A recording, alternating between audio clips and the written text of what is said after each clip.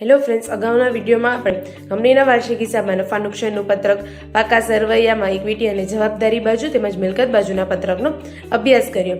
આજે આપણે કંપનીના વાર્ષિક હિસાબમાં એવા સમનો અભ્યાસ કરીશું જેમાં માત્ર નફા નુકસાનનું પત્રક જ બનાવવાનું હોય. તો તેમાં પહેલું આપેલું છે કે વપરાયેલ માલની પડતર. તો વપરાયેલ માલની પડતર એ ખર્ચાના શીર્ષક હેઠળ આવે છે. ત્યારબાદ આપેલું છે કે તૈયાર માલના સ્ટોકમાં ફેરફાર, તો તે પણ ખર્ચાના શીર્ષક હેઠળ આવશે. ત્યારબાદ આપેલું છે કર્મચારીનો પગાર અને કર્મચારી માટેની જોગવાઈ, તો તે પણ ખર્ચાના શીર્ષક હેઠળ આવશે. ત્યારબાદ આપેલું છે વેચાણ, તો વેચાણ એ આપણી કામગીરીમાંથી ઉપજ છે, માટે કામગીરી ઉપજના શીર્ષક હેઠળ આવશે. ત્યારબાદ છે ચૂકવેલ વ્યાજ, તો તે પણ ખર્ચાના શીર્ષક હેઠળ આવશે.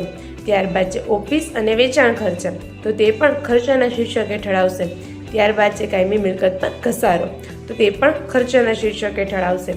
ત્યારબાદ છે મિલકત વેચાણનો નફો, તો તે અન્ય ઉપજના શીર્ષક હેઠળ આવશે. આમ આપણી કુલ ઉપજ થશે 13,05,000 અને કુલ ખર્ચા થશે 10,35,000. ત્યારબાદ આપણે મળે છે કરવેરા પહેલાનો નફો, એટલે કે કુલ ઉપજ માઇનસ કુલ ખર્ચ, એટલે કરવેરા પહેલાનો નફો મળે છે કે 2,70,000. ત્યારબાદ કરવેરાની જોગવાઈ જે આપણે આપેલી છે 50%, માટે 1,35,000 થશે કરવેરાની જોગવાઈ, માટે કરવેરા બાદનો નફો મળશે 1,35,000. તો આજે આપણે કંપનીના વાર્ષિક હિસાબમાં નફા નુકસાનનું પત્રક બનાવતા શીખ્યા.